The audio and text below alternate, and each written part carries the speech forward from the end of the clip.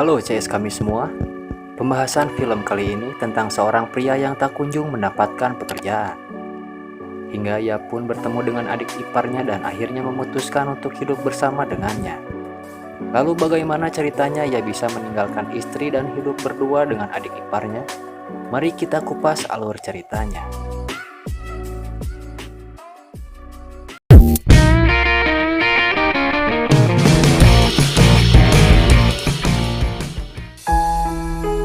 Di awal film kita diperlihatkan seorang pria yang sedang duduk sendiri di bangku panjang. Diketahui dirinya sedang galon karena tak kunjung mendapatkan pekerjaan. Dia berjalan ke sana kemari tanpa arah dan tujuan yang pasti. Akhirnya dia pun memutuskan untuk pulang ke rumahnya. Diketahui si pria tadi bernama Solihin atau sebut saja dia Lee. Di rumahnya terlihat Lee sedang melamun sembari memegang ponselnya. Lalu tak lama kemudian muncul seorang wanita, sebut saja dia Anna. Diketahui Anna adalah istri dari Lee yang baru saja pulang dari bekerja. Setelah pulang bekerja terlihat Anna pun mengganti pakaian yang tiba-tiba dikagetkan oleh Lee yang membuka pintu kamarnya. Singkat cerita pagi pun tiba. Seperti biasa Anna akan melakukan rutinitasnya yaitu bekerja. Setelah Anna pergi Lee pun kembali ngulang tarik di kursi rumahnya. Lalu tiba-tiba Anna menelponnya dan mengabari bahwa ia akan pulang larut malam. Tak lupa ia pun mengingatkan kepada Lee untuk mengerjakan semua pekerjaan rumah. Terlihat Lee yang insecure kepada dirinya sendiri, mengingat statusnya adalah kepala rumah tangga yang seharusnya ia bekerja untuk istrinya. Setelahnya Lee pun segera gegeroh dan mengerjakan pekerjaan rumahnya yang lain. Scene berpindah dan ternyata Anna sedang asik bermantap-mantap di sebuah pemandian air panas bersama bosnya yang bernama Tukiman. Oh no! Kembali ke Lee yang masih riweuh mencuci piring di rumahnya. Saat tengah sibuk-sibuknya ia pun mendengar bel rumahnya yang berbunyi. Sehingga ia pun bergegas membuka kunci pintu rumahnya karena mengira bahwa Anna pulang lebih cepat. Dengan terburu-buru Lee pun melanjutkan pekerjaannya. Namun ternyata yang datang ke rumahnya adalah Susi yang merupakan adik Anna. Lalu Lee pun dikagetkan dengan kehadirannya yang terkesan mendadak itu. Seketika Susi menanyakan keberadaan kakaknya.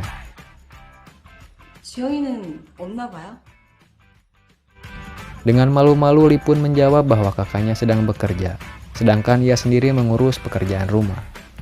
Lee pun dengan segera mempersilahkan duduk dan terlihat menyiapkan makanan untuknya. Sembari menikmati makan malam, Lee pun menanyakan maksud kedatangan adik iparnya ke rumahnya itu.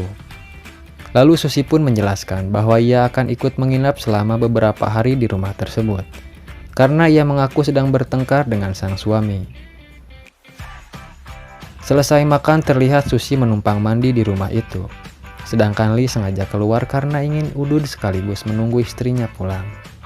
Tak lama setelah Lee menyenut ududnya, datang sebuah mobil yang menghampiri halaman rumahnya. Dan diketahui mobil tersebut adalah milik bos Anna yang sengaja mengantarnya pulang. Di tempat itu pun Lee menceritakan bahwa adiknya sengaja datang ke rumahnya tanpa mengabari terlebih dahulu. Mendengar kabar itu, Anna pun segera menghampiri Susi. Tak ingin ikut campur masalah mereka, Lee pun memilih untuk masuk ke kamarnya. Anna pun bertanya maksud kedatangan adiknya itu ke rumahnya. Seketika Susi pun menjelaskan bahwa dirinya sedang mempunyai masalah bersama suaminya. Tak mau ambil pusing, Anna pun meninggalkannya dan bergegas masuk ke dalam kamarnya yang diketahui sudah ditunggu oleh Lee. Maksud hati ingin memijit sang istri yang lelah seharian bekerja. Anna malah terlihat risih karena perlakuan suaminya itu. Esok paginya terlihat Anna dan Lee bersiap untuk pergi. Anna seperti biasa sudah dijemput oleh bosnya, sementara Lee harus berjalan kaki untuk kembali mencari keberuntungan dalam karirnya.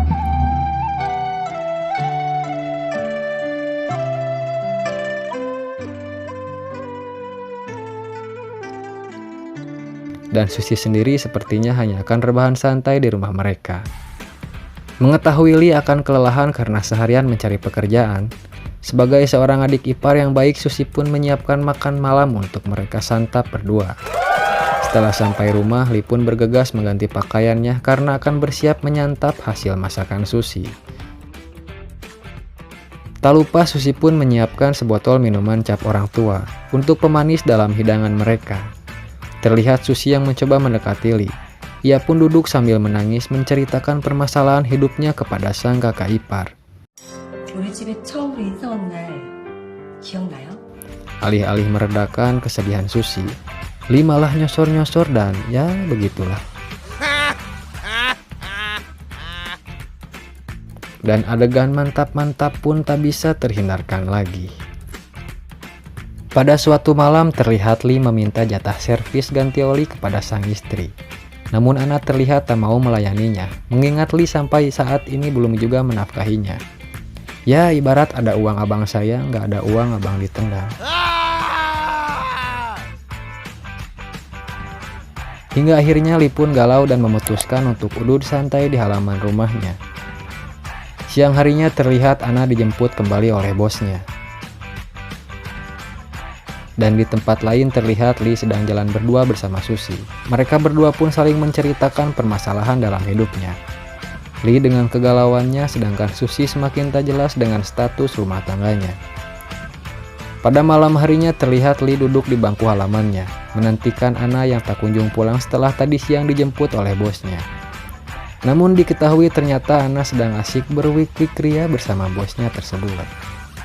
Tak heran Ana selalu memberikan servis kepada bosnya itu, karena diketahui bosnya tersebut memberikan janji manis dengan alibi akan menikahinya.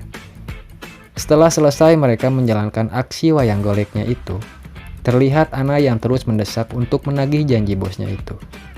Namun lagi-lagi, dengan jurus bacot yang dimilikinya, si bos terus saja menunda janjinya. Terlihat Ana pun nampak marah dan kecewa.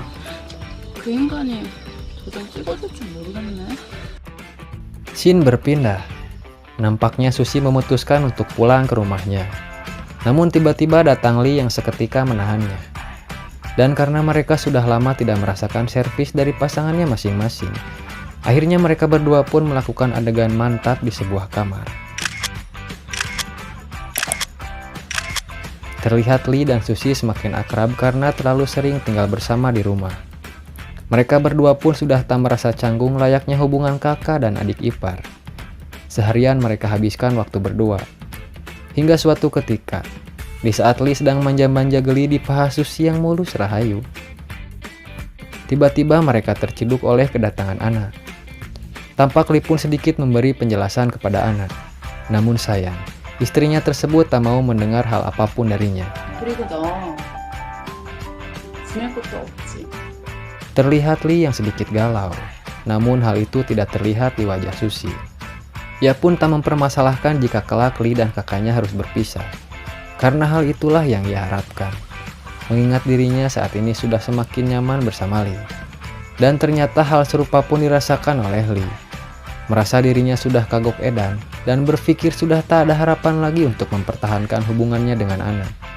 Lee pun kembali berwik-wik ria bersama Susi.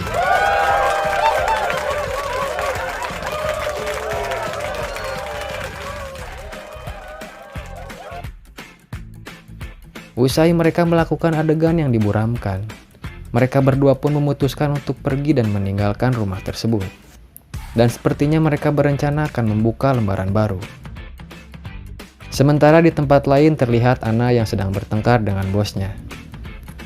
Ya, seperti biasa, Ana pun kembali termakan oleh janji busuk yang selalu dilontarkan oleh bosnya itu. Bersamaan dengan Lee dan Susi yang ngeruyuh nikreh sembari menggusur cover, berakhir pula film ini. Ending yang sangat mengwik-wikan. Terima kasih sudah menonton dan hatur wik-wik.